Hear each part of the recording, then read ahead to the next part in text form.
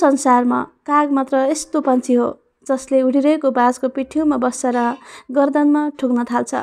तर बाजले तुरन्तै कुनै पनि प्रतिक्रिया दिँदैन।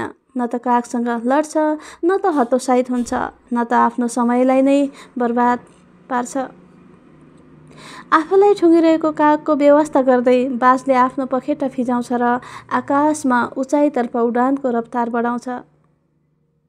उचाइको तीव्रता बढेपछि अक्सिजनको कमीले गर्दा कागलाई सास फेर्न गाह्रो हुन्छ र तल खस्छ। हाम्रो जिन्दगीका मोडहरूमा भेटिने काग जस्ता मान्छेहरूलाई पनि व्यवस्था गर्न सिक्नुपर्छ। पिठ्यू पछाडि बसेर ठुक्नेहरूका निम्ति समय खेर फाल्नु उचित हुँदैन। केवल आफ्नो लक्ष्यको उचाइतर्फ बढ्नुपर्छ। तिनीहरू आफै खस्नेछन्, आफैलाई गुमाउनेछन्, आफैलाई एक दिन पश्चाताप गर्नेछन्। यहाँहरूलाई हाम्रो कुरा कस्तो लाग्यो? जस्तो लाग्छ त्यस्तै प्रतिक्रिया दिन नभुल्नुहोला। धन्यवाद। शुभ दिन।